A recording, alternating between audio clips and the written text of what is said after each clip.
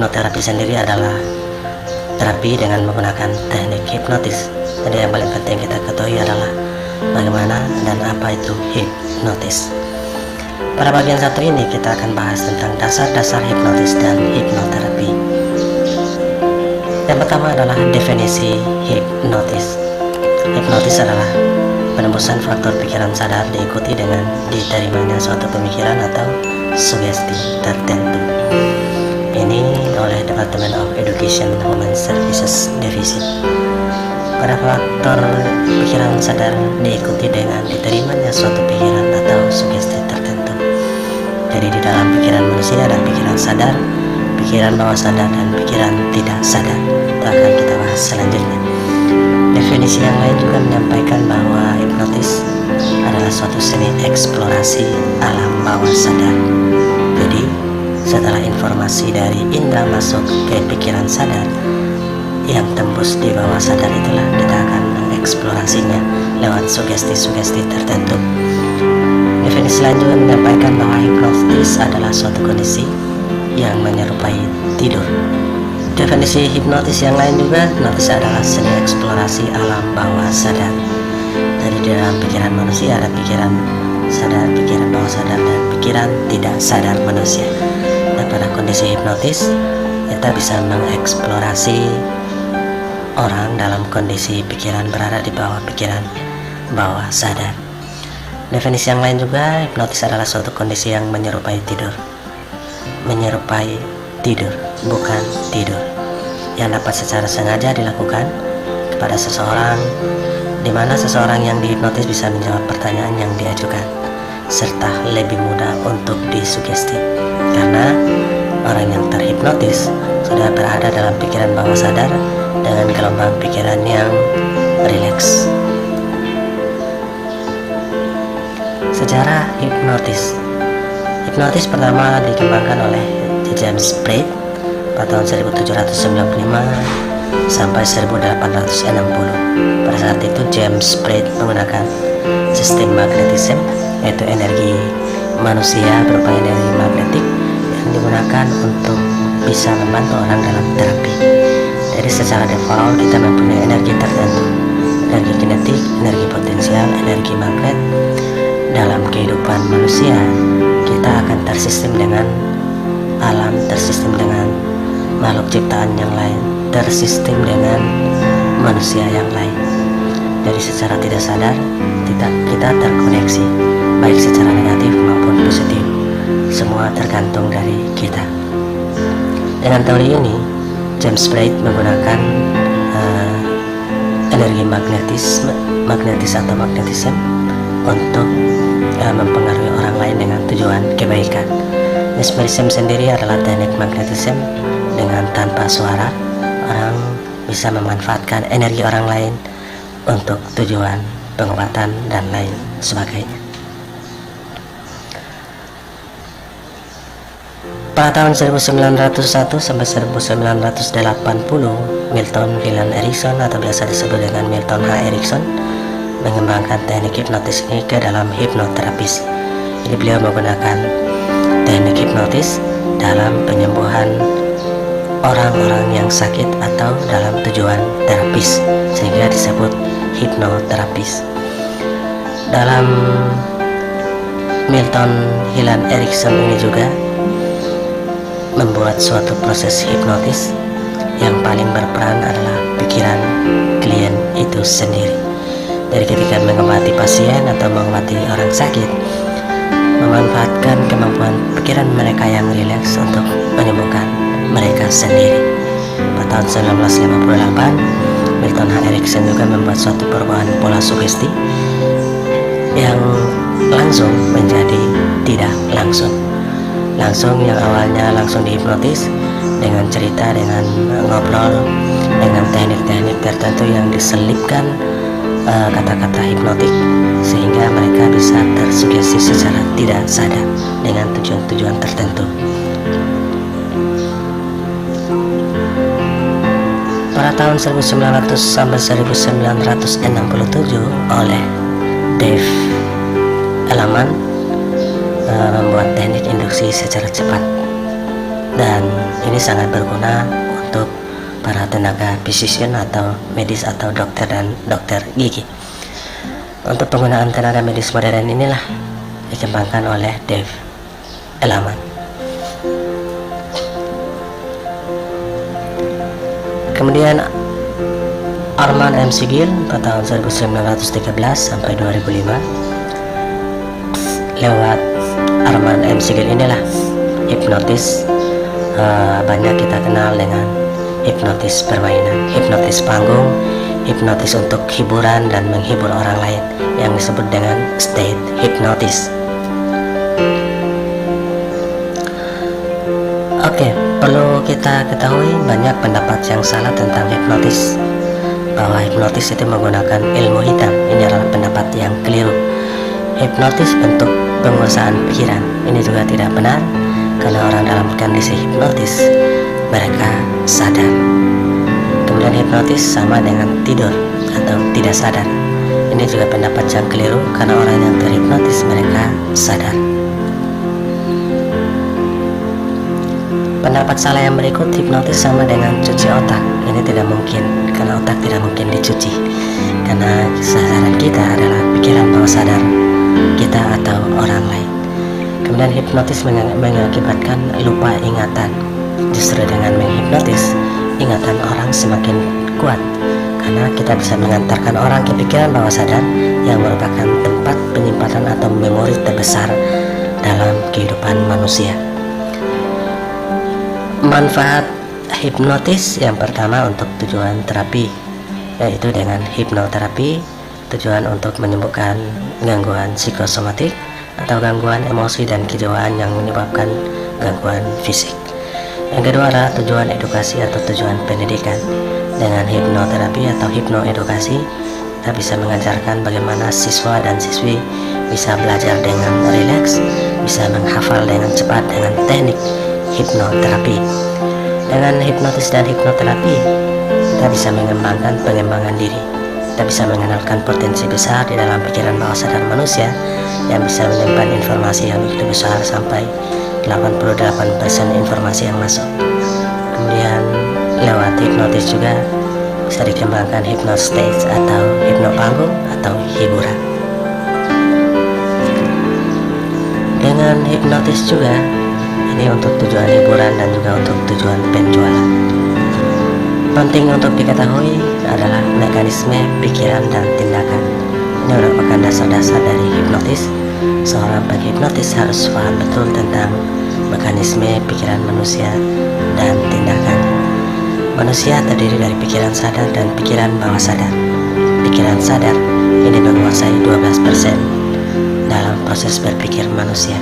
Pikiran di bawah sadar ini merupakan tempat memori yang terbesar dan bisa menguasai 88% pikiran manusia.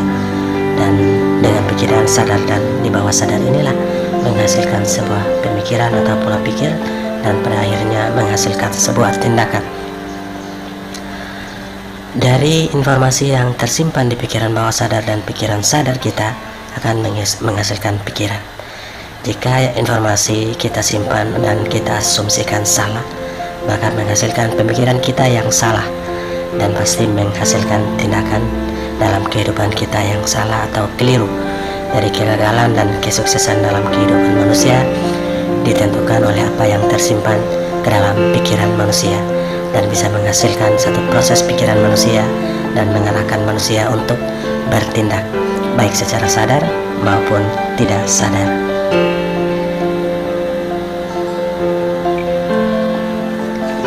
Ya, mekanisme pikiran dan tindakan ini setiap manusia mempunyai pikiran sadar dan di bawah sadar dan tidak sadar. Dua lokasi penting inilah di saat pikiran sadar kita menerima informasi dari indera, dari mata, telinga, dan ketiga indera yang lain masuk dan dianalisis oleh pikiran sadar kita. Untuk informasi tersebut sampai tembus ke pikiran bawah sadar kita atau pikiran ekselensi kita, dia akan melewati critical area, suatu lapisan pikiran manusia yang mengkritis dan bertugas untuk menjaga agar informasi yang masuk tidak sembarangan tembus ke pikiran bawah sadar manusia. Apa itu critical area? Critical area itu adalah penampungan data sementara. Di tempat inilah data akan diproses berdasarkan analisa, berdasarkan logika, berdasarkan pertimbangan dan etika, serta nilai-nilai atau value, dan masih banyak lagi. Ketika tidak sesuai, ada terjadi deletion atau dihilangkan, sehingga informasi kadang-kadang yang penting sekalipun tidak akan masuk ke pikiran bawah sadar dan tertanam ke dalam pikiran bawah sadar manusia. Aktifnya critical area berbeda tiap situasi dan kondisi, tergantung kepada fokus Anda, minat dan hobi Anda, serta emosi tenang atau paniknya Anda atau orang. Pikiran sadar yang bisa berperan 12% dan pikiran bawah sadar yang berperan dalam pikiran manusia 88%. Pikiran sadar adalah wilayah fisik, berhubungan dengan fisikal. Yang pertama, pikiran sadar berperan dalam akal sadar kita. Yang kedua, pikiran sadar berperan sekali dalam pertimbangan kita.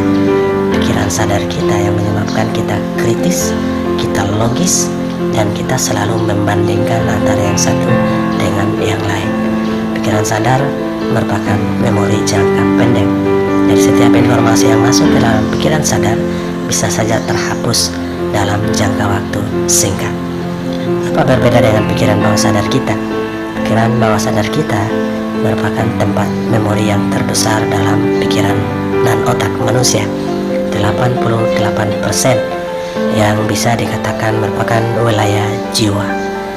Pikiran bawah sadar ini berperan dalam konsep diri seseorang, kebiasaan, baik, buruk, kebiasaan refleks panik, refleks takut, refleks gelisah, itu ada dalam pikiran bawah sadar manusia. Kemudian keyakinan dan juga program pikiran. Orang sangat meyakini hal-hal tertentu itu karena informasi sudah tersimpan ke pikiran bawah sadar manusia. Kemudian mengatur emosi kita, tingkat kesabaran kita, tingkat rileks kita, itu diatur oleh pikiran bawah sadar kita. Kemudian intuisi dan kreativitas. Orang yang memanfaatkan pikiran bawah sadar atau jiwa yang terkendali, mereka memiliki intuisi yang tinggi dan kreativitas yang sangat tajam. Kemudian pikiran bawah sadar juga berperan dalam memori jangka panjang. Jadi setiap informasi yang masuk yang tembus ke pikiran bawah sadar akan tersimpan, bahkan bisa seumur hidup. Bisa tercantol atau yang disebut dengan anchor, atau tertanam yang disebut dengan state. Pikiran bawah sadar juga merupakan tempat naluri melindungi diri dan juga naluri untuk mengejar kenyamanan dirinya maupun kenyamanan hidupnya. Itu pikiran sadar vs pikiran bawah sadar. Oke, kita akan bahas tentang otak manusia. Ada otak kiri dan otak kanan. Yang ini juga berperan dalam sadar dan pikiran bawah sadar. Otak kiri cenderung berperan dalam pikiran sadar. Otak kanan cenderung berperan dalam pikiran bawah sadar. Otak kiri ini berhubungan dengan bahasa, angka-angka, analisa, logika, urutan-urutan sesuai dengan protokol atau protap, hitungan, dan hal-hal yang detail, dan ini merupakan ingatan jangka pendek. Sedangkan otak kanan ini merupakan tempat kreativitas karena dia berada dalam pikiran bawah sadar manusia. Kemudian otak kanan juga berperan dalam konseptual yang tajam dan menarik. Otak kanan juga berperan dalam orang-orang dengan seniman, musik, dan gambar dan warna. Orang lebih jelas pada orang yang otak kanan. Kemudian dimensi, orang bisa melihat dimensi tertentu dari yang terkecil sampai yang terbesar. Dalam dimensi yang berbeda, orang dengan otak kanan bisa mampu untuk melihatnya.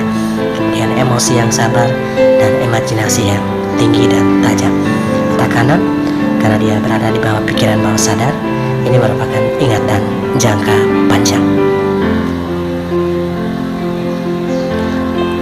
Oke. Untuk memahami tentang hipnotis dan hipnoterapi, kita harus mengetahui tentang gelombang otak manusia. Di video yang lama juga sudah ada tentang